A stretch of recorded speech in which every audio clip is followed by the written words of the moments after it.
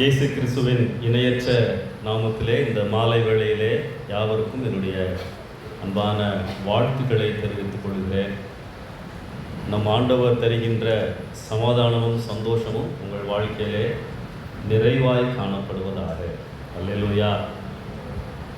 So இன்றையிலிருந்து இயேசு கிறிஸ்து சொன்ன ஓமைகளை நாம் தியானிக்க போகின்றோம்.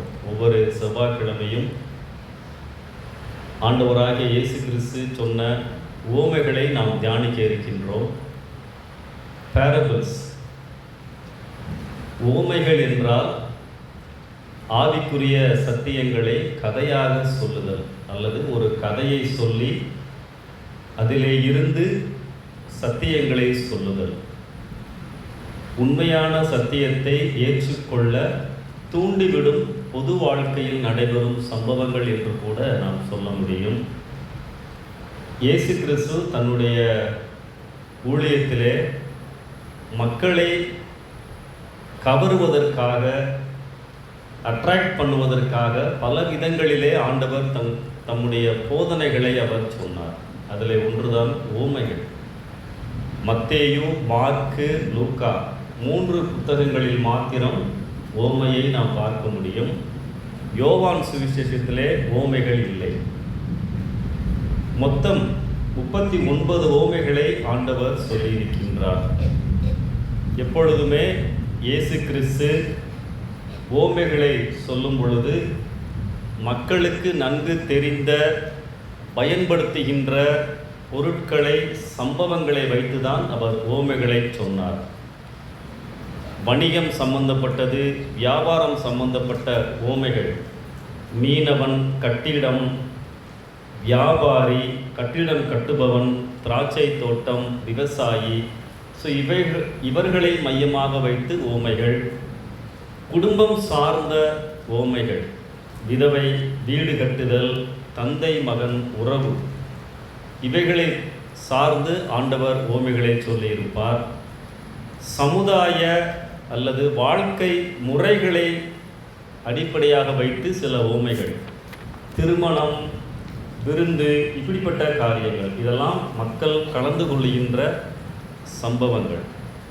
எப்படியாவது மக்களுக்கு அவர்கள் புரிகின்ற விதமாக பரலோக ராஜ்யத்தின் சத்தியத்தை சொல்ல வேண்டும் என்பதுதான் ஆண்டவருடைய நோக்கமாக இருந்தது.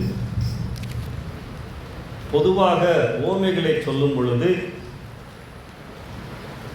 ஒரு சஸ்பென்ஸாக இருக்கிற மாதிரி ஆண்டவர் சில ஓமைகளை சொல்லியிருப்பார். சஸ்பென்ஸ்னால் என்ன? ஒரு விறுவிறுப்பு, எதிர்பார்ப்பு, முடிவு எப்படி இருக்கும் என்று தெரிந்து கொள்வதிலே ஆர்வம். இப்படிப்பட்ட சில கதைகளையும் ஆண்டவர் சொல்லியிருப்பார். உதாரணமாக இளைய குமாரனுடைய ஓமை லூக்கா 15ஆம் அதிகாரத்திலே நாம் பார்க்கிறோம். இளைய மகன் அப்பாவினிடத்திலே சொத்தையெல்லாம் வாங்கி கொண்டு தனியாய் போய்விடுவான். ஆனால் ஒரு கட்டத்திலே அவன் தோல்வி அடைந்து திரும்ப வர வேண்டும் என்று சொல்லி அவன் யோசித்து கொண்டிருப்பான். அப்பொழுது இந்த கதையை கேட்கின்றவர்களுக்கு ஒரு ஆர்வம் இருக்கும். அப்பா சொன்ன பேச்சு கேட்காம போயிட்டானே, அவன் திரும்பி வருவதை அப்பா ஏற்றுக்கொள்ளுவாரா, ஏற்றுக்கொள்ள மாட்டாரா? ஸோ அப்படிப்பட்ட ஒரு ஆர்வத்தை இந்த ஓமைகள் ஏற்படுத்தும். அது மட்டும் இல்லை, நல்ல சமாரியன் ஓமை நமக்கு நன்றாக தெரியும். எரிகோ வீதியிலே ஒரு மனிதனை கொள்ளையர்கள் அடித்து போட்டுவிட்டு கொள்ளையடித்து சென்று விடுவார்கள். முதலிலே 2 பேர் வருவார்கள், லேவியன், ஆசாரியன் வருவார்கள். அவர்களெல்லாம் அவனை கண்டுக்காமல், உதவி செய்யாமல் போய்விடுவார்கள். தொடர்ந்து இயேசு சொல்லுவார், அப்பொழுது ஒரு சமாரியன் அங்கே வந்தான் என்று. அப்பொழுது கேட்பவர்களுக்கு ஒரு ஆர்வம் இருக்கும், இந்த சமாரியனாவது உதவி செய்வானா, என்ன செய்வான் என்று கேட்பதற்கு ஆவலாய் இருப்பார்கள். ஸோ அப்படியாக இந்த ஓமைகள் ஆர்வத்தை தூண்டுகின்ற விதமாக இயேசு கிறிஸ்து சொல்லியிருப்பார். ஓமைகளிலே எப்பொழுதும் 2 காரியங்கள் இருக்கும். ஒன்று த ட்ரூ லைஃப் இன்சிடென்ட், வாழ்க்கையில் காணப்படுகின்ற உண்மை சம்பவங்களை இயேசு சொல்லியிருப்பார். இரண்டாவது, there is a spiritual truth, ஆவிக்குரிய உண்மை அல்லது ஆவிக்குரிய சத்தியம் அந்த ஓமையிலே இருக்கும். ஓமை என்றால் என்ன என்பதற்கு இப்படியாக ஒருவர் சொல்லியிருக்கிறார். Earthly happenings with heavenly meaning. Earthly happenings with heavenly meaning அப்படி என்றால் பரலோக ராஜ்யத்தின் சத்தியங்களை அல்லது அர்த்தங்களை கொண்ட பூலோக நிகழ்வுகள் என்று நாம் பொருள் கொள்ள முடியும். ஸோ இப்படிப்பட்ட ஓமைகள் 39 ஓமைகளை ஆண்டவர் சொல்லியிருப்பார். யூத மக்களுக்கு குறிப்பாக இந்த ஓமைகளை ஆண்டவர் சொல்லியிருப்பார். அவர்களுடைய வாழ்க்கை பின்னணி, அவர்களுடைய கலாச்சாரம், அவர்களுடைய பழக்க வழக்கங்கள், இவைகளை அடிப்படையாக வைத்து ஆண்டவர் சொல்லியிருப்பார். எனவே நாம் ஒரு குறிப்பிட்ட ஓமையை கற்றுக்கொள்ளுகின்ற பொழுது இயேசு கிறிஸ்து சொன்ன அந்த ஓமையினுடைய பின்னணியையும் நாம் அறிந்து கொண்டால்தான் அதை விளங்கிக் கொள்ளுவதற்கு எளிதாக இருக்கும். எல்லா ஓமைகளிலும் ஒரு சத்தியத்தை நாம் உணர்ந்து கொள்ள முடியும். ஏன் ஆண்டவர் கதைகளின் மூலமாக சொன்னார்? பொதுவாகவே யூத ரபிக்கள் என்று சொன்னால் யூதர்களுக்கு அவர்களுடைய வேதமாகிய நியாயப்பிரமாணத்தை போதிப்பவர்கள். அதனால தான் இயேசு கிறிஸ்துவையும் ரபி என்று சிலர் அழைத்தார்கள். ஸோ அவர்களுடைய கற்றுக் கொடுக்கின்ற விதம் எளிதாக இருக்காதாம், கொஞ்சம் கடினமாக இருக்கும், கொஞ்சம் ஹை லெவலில் இருக்கும். அதனால்தான் இயேசு கிறிஸ்து எல்லா மக்களுக்கும், படித்தவர்களுக்கும் படிக்காதவர்களுக்கும் எளிய மக்களுக்கும் பரலோக ராஜ்யத்தின் சத்தியங்கள் புரிந்து கொள்கின்ற விதமாக கதைகள் மூலமாக ஆண்டவர் சொல்லியிருப்பார். 39 ஓமைகளிலும் நமக்கு தேவையான சத்தியங்களை, கருத்துக்களை நாம் அறிந்து கொள்ள முடியும். இன்றைக்கு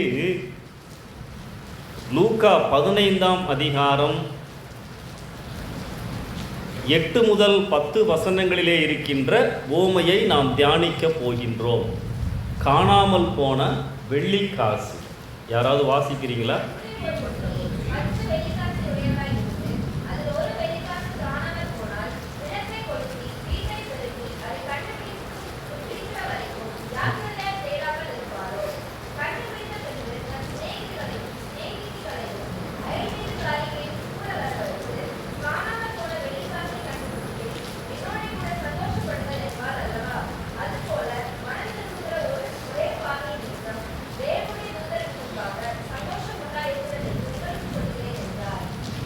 ஆண்டவர் எதற்காக இந்த ஓமையை சொல்லுகிறார் என்று சொல்லி 10ஆம் வசனத்திலே நாம் பார்க்கின்றோம்.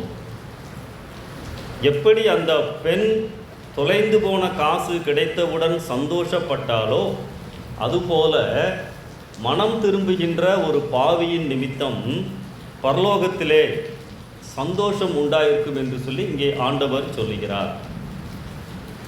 1வது வசனத்தை நீங்கள் வாசிங்க. இல்லைம்மா, லூக்கா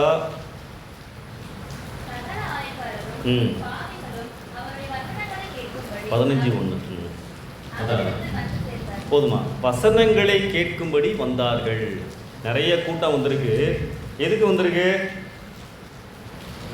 ஆண்டவருடைய வார்த்தைகளை கேட்பதற்காக. அதே மாதிரி லூக்கா 5:1 எப்படி ஆரம்பிக்குதுன்னு பாருங்க.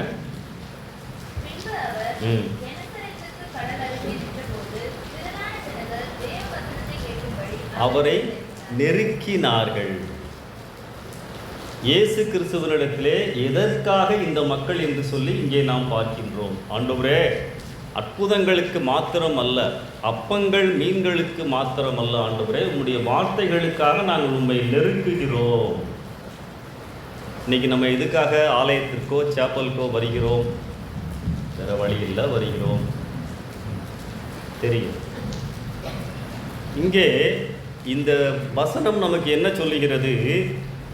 ஆண்டவருடைய வார்த்தைகளை கேட்பதற்காய் நெருங்கினார்கள். அப்போ நம்மளுடைய வாழ்க்கையில் இயேசுவின் வார்த்தைகள் முக்கியம். அதை நாம் புரிந்து கொள்ள வேண்டும். இன்னொரு கூட்டமும் இயேசுவை சுற்றி வந்தது. தொடர்ந்து வாசிங்க 15ல் 1-2.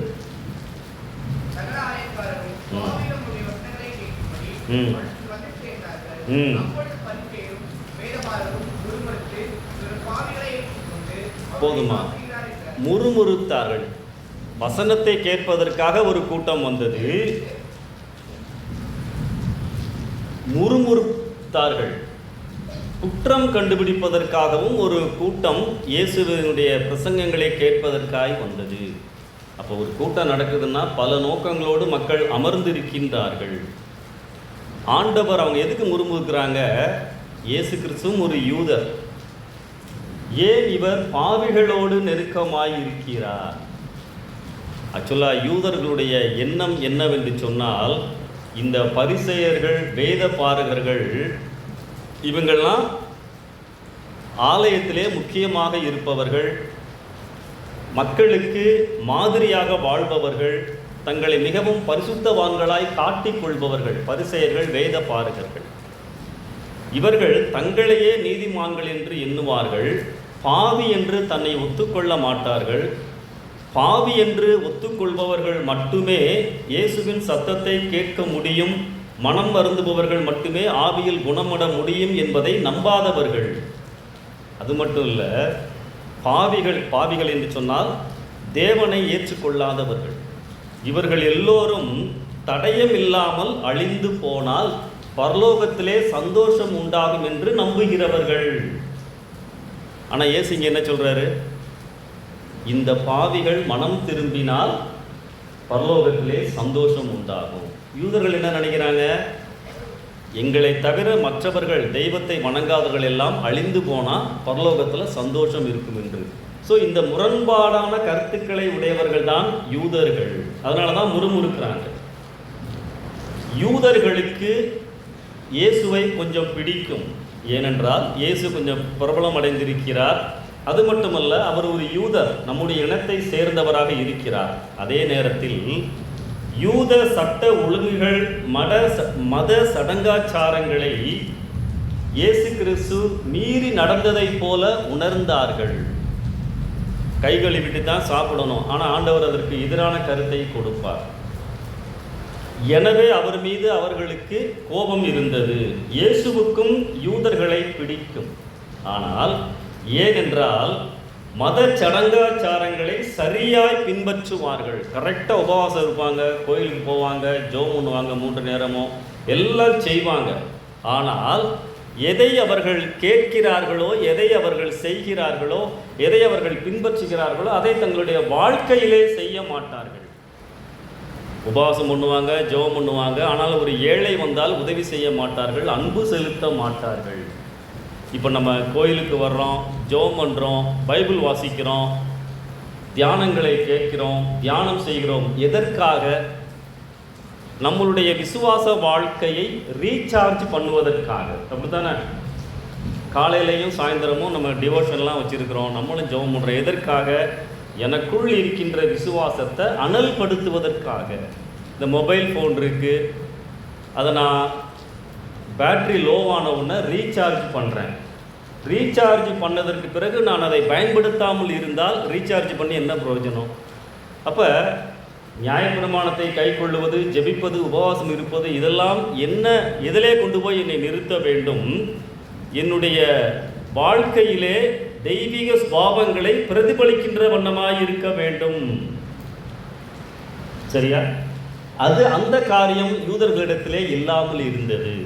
அதனால தான் அவர்கள் இயேசு கிறிஸ்துவுக்கு விரோதமாகவே அவர்கள் இருந்தார்கள். சரி, இந்த ஓமையை ஆண்டவர் எதற்காக சொல்லுகிறார்? தன்னுடைய ஊழியத்தை மற்றவர்கள், குறிப்பாக யூத மத தலைவர்கள் தவறாக நினைத்த பொழுது என்னுடைய ஊழியம் இப்படித்தான் இருக்கிறது என்பதை உணர்த்துவதற்காக ஆண்டவர் இந்த ஓமையை சொல்லுகின்றார். இந்த ஓமை ரொம்ப சின்ன ஒரு சம்பவம் இல்லையா? ஒரு பெண் தன் கழுத்திலே இருந்த மாலையில் இருந்த ஒரு வெள்ளி காசை தொலைந்து விட்டது. அது அவங்களுக்கு முக்கியமானது. தேடுகிறாள். கிடைத்தவுடன் அவளுக்கு சந்தோஷம். அந்த சந்தோஷத்தை பக்கத்து வீட்டுக்காரரிடம் சொல்லி பகிர்ந்து கொள்ளுகிறாள். இந்த சந்தோஷத்தை தான் ஆண்டவர் சொல்லுகிறார். எப்படி இந்த பெண் சந்தோஷப்பட்டாலோ அதே போல ஒரு பாவி மனம் திரும்பும் பொழுது பரலோகத்திலே சந்தோஷம் உண்டாயிருக்கும். அப்ப நாம் ஆண்டவரை நோக்கி திரும்பும் பொழுது, சிலுவையை நோக்கி திரும்பும் பொழுது, நல்ல வாழ்க்கை வாழ்வதற்காய் ஒரு முடிவு எடுக்கின்ற பொழுது பரலோகத்திலே சந்தோஷம் இருக்கும் என்று சொன்னால், ஆண்டவருடைய பார்வையிலே நானும் நீங்களும் எவ்வளவு விசேஷித்தவர்கள்.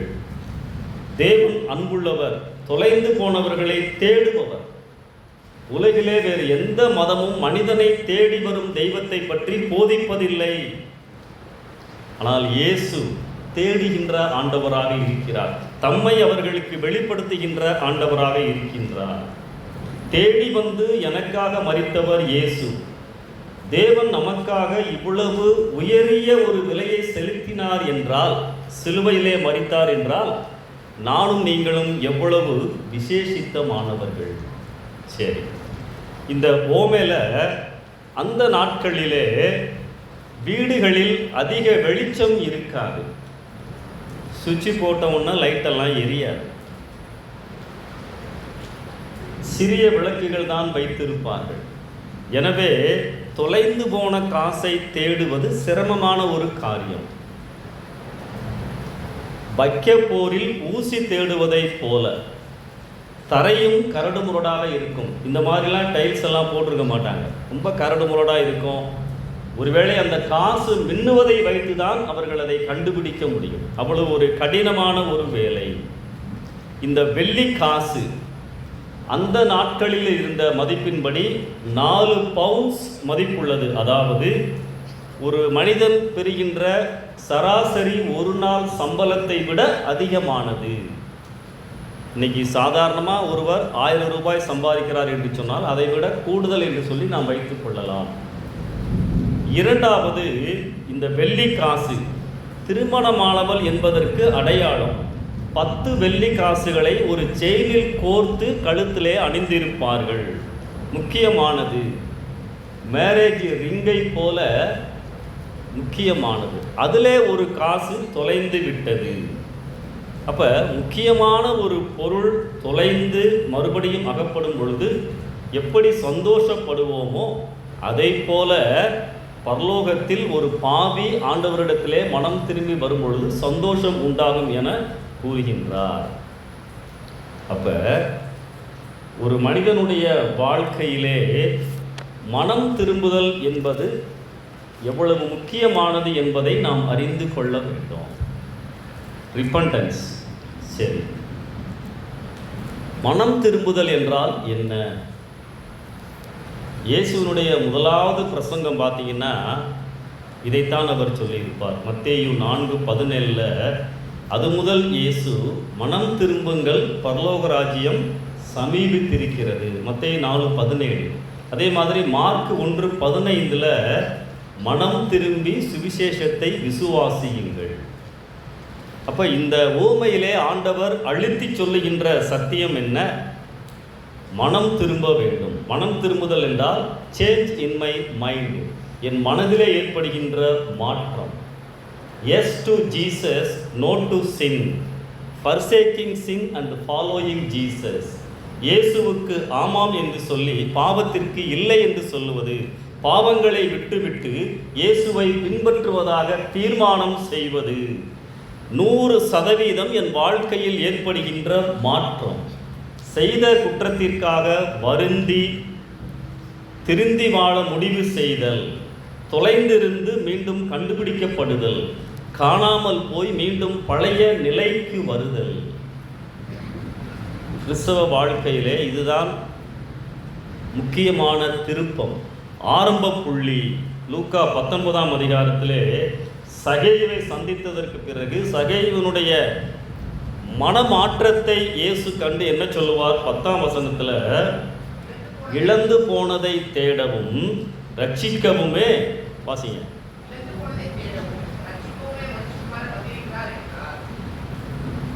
இழந்து போனதை தேடவும். இதுக்கு இது என்ன சரியான அர்த்தம்? ஒரு ஷோகேஸில் வீட்டில் ஒரு பொருளை வச்சிருக்கிறோம், அது தொலைந்து போய்விட்டது, அதை நாம் தேடி மறுபடியும் அதே இடத்திலே வைப்பது, அதுதான் மனம் திரும்புதல் என்று சொல்லி வேதம் சொல்லுகின்றது. அப்போ என்னுடைய ஆத்துமா ஆண்டவருடைய பார்வையிலே விலையேற பெற்றது. அதனால தான் ஆண்டவர் சந்தோஷப்படுகின்றார். இந்த ஓமையிலே காசு தொலைந்து போன ஆத்துமா, தேடுகிற பெண் இயேசுவுக்கு ஓமையாக சொல்லப்படுகின்றது. சரி, இந்த ஓமையில 3 முக்கியமான அர்த்தங்கள் உண்டு. ஜாக்கிரதையாக தேடுகிறாள், அப்படிதானே போட்டிருக்கு. கேர்ஃபுல்னஸ், வாழ்க்கையில் ஜாக்கிரதை என்பது முக்கியம். இயேசுவும் என்னை தேடுகிறவர். நானும் இந்த மனம் திரும்புதலின் ரட்சிப்பின் அனுபவத்தை பெற்றுக்கொண்டிருக்கும் பொழுது நான் கவனமாய் ஜாக்கிரதையாய் இருக்க வேண்டும். வாசிங்க 2 பேதுரு 3:14.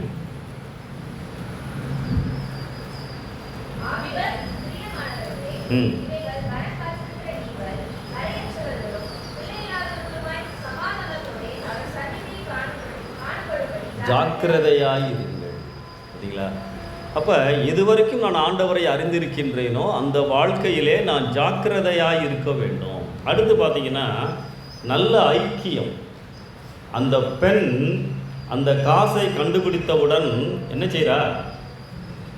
பக்கத்து வீட்டுக்கு போய் தன்னுடைய நண்பர்களிடத்திலே இந்த நல்ல செய்தியை பகிர்ந்து கொள்ளுகிறார்கள்.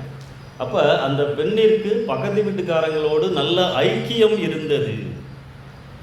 கர்த்தருடைய பிள்ளைகள் மற்றவர்களோடு நல்ல ஐக்கியம் வைத்திருப்பார்கள். நான் எல்லோரோடும் சமாதானமாய் இருக்கிறேனா? எல்லோரோடும் நான் நன்றாய் அன்பாய் பழக முடிகிறதா? நல்ல ஐக்கியத்தை இந்த ஊமை நமக்கு கற்பிக்கின்றது. அடுத்தது சந்தோஷத்தை பகிர்ந்து கொள்ளுதல். ஆண்டவர் எனக்கு தருகின்ற ஆசீர்வாதங்களை நான் மற்றவர்களிடத்திலே பகிர்ந்து கொள்ளுகிறேனா? ஆண்டவர் என்னை ஆசீர்வதிக்கவே இல்லைன்னு யாராவது சொல்ல முடியுமா?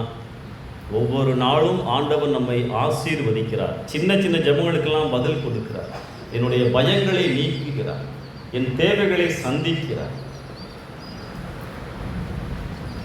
நம்மளுடைய நண்பர்களிடத்திலே, நெருங்கிய தோழர்களிடத்திலே, தோழிகளிடத்திலே நான் பகிர்ந்து கொள்ளுகிறேனா?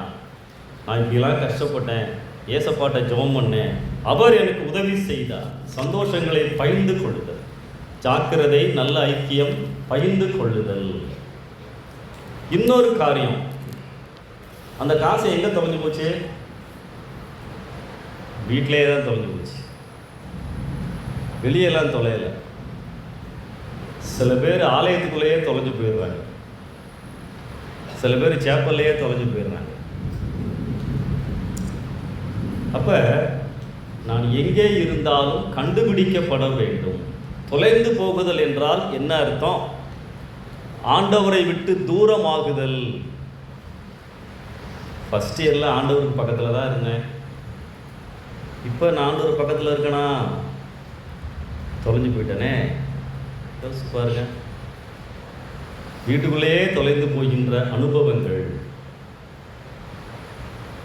இந்த ஓமையில ஆண்டவர் என்ன உணர்த்துகிறார்? தொலைந்து போன காசு மறுபடியும் அந்த பெண்ணின் கழுத்தில். யோசிச்சு பாருங்க, அட் பிரசன்ட் வேற ஐயா. இப்பொழுது நான் எங்கே இருக்கிறேன்? ஆண்டவருடைய பார்வையிலே இயேசுவோடு இருக்கிறேனா? தொலைந்து போன நிலையிலே காணப்படுகிறேனா? இயேசு என்னை தேடுகிறவர். அப்ப இந்த ஓமையில முக்கியமாய் ஆண்டவர் சொல்லுகின்ற காரியம், சடங்காச்சாரங்கள் அல்ல, உன் வாழ்க்கையில் மாற்றங்கள் ஏற்பட வேண்டும். மனம் திரும்புதலின் அனுபவம். பரலோகமே சந்தோஷப்படுகிறது என்று சொன்னால் உன் வாழ்க்கையில் மனம் திரும்ப வேண்டியது எவ்வளவு அவசியம். D.L. மூடி அப்படின்னு சொல்லி ஒரு புகழ்பெற்ற பிரசங்கியார் இருந்தார். இங்கிலாந்து தேசத்தில், அமெரிக்காவிலெல்லாம் ஊழியம் செய்தவர். அவருடைய கூட்டத்திற்கு நிறைய பேர் வருவார்கள். அநேகரை ஆண்டவருக்குள்ளதாய் வழி நடத்தினவர். ஒரு நாள் அவர் மேடையில் பிரசங்கம் பண்ணிட்டு இறங்கின உடனே ஒரு மனிதன் ஓடி வந்தான். ஐயா, நான் என் கூட வாங்க, நான் உங்களோட பேச வேண்டும் என்று அழைத்தான். கூட்டம் நடத்தினவங்க சொன்னாங்க, ஐயா நீங்கள் அந்த மனிதனோடு போகாதீங்க, அவன் ஒரு மோசமானவன், உங்களுக்கு ஆபத்து என்று சொன்னார்கள். மூடி சொன்னார், பரவாயில்ல, நான் அவனோடு போக விரும்புகிறேன். அவன் அவரை தூரமான ஒரு இடத்திற்கு கூட்டி கொண்டு போனான். ஒரு மலை உயரத்திலே ஒரு பழைய பாழடைந்த வீடு இருந்தது. கூட்டிகிட்டு போய் முதல் ரூமை திறந்து காண்பித்தான். அங்கே நிறைய பணங்கள், நகைகள் இருந்தது. ஐயா, இந்த பண நகையெல்லாம் நான் தவறான வழியில் மக்களை கொலை செய்து சம்பாதித்தது. இயேசு என்னை மன்னிப்பாரா? மூடி சொன்னார், இயேசு கிறிஸ்துவின் இரத்தம் சகல பாவங்களையும் நீக்கி உன்னை கழுவும். அடுத்த அறைக்கு கூட்டிட்டு போனோம். நிறைய எலும்பு கூடுகள் இருந்தது. இவைகள் எல்லாம் என்னால் கொல்லப்பட்டவர்கள். இயேசு என்னை மன்னிப்பாரா? அப்பதான் மூடி சொன்னார், இயேசு கிறிஸ்துவின் இரத்தம் சகல பாவங்களையும் நீக்கி உன்னை கழுவும். தூரத்தில் ஒரு அழுகுரல் கேட்டது. அங்கே அழுகிறது என்னுடைய மனைவி தான். நான் நன்றாய் குடித்து விட்டு ஒரு நாள் என் மனைவியை அடித்த பொழுது அவள் தவறி தீயிலே விழுந்து விட்டாள். அவள் சரீரம் பாதியாக வெந்து போய்விட்டது. அழுகிறாள். இயேசு என்னை மன்னிப்பாரா? இயேசுவின் இரத்தம் உன்னை கழுவும். அந்த இடத்திலேயே முழங்கால் படியிட்டு தன்னுடைய பாவங்களை அறிக்கை செய்து மனம் திரும்புதலின் அனுபவத்தை அவன் பெற்றுக்கொண்டான். பரலோகம் மகிழ்ந்தது. வாசிங்க, 1 யோவான் 1 அதிகாரம் 7, 8, 9.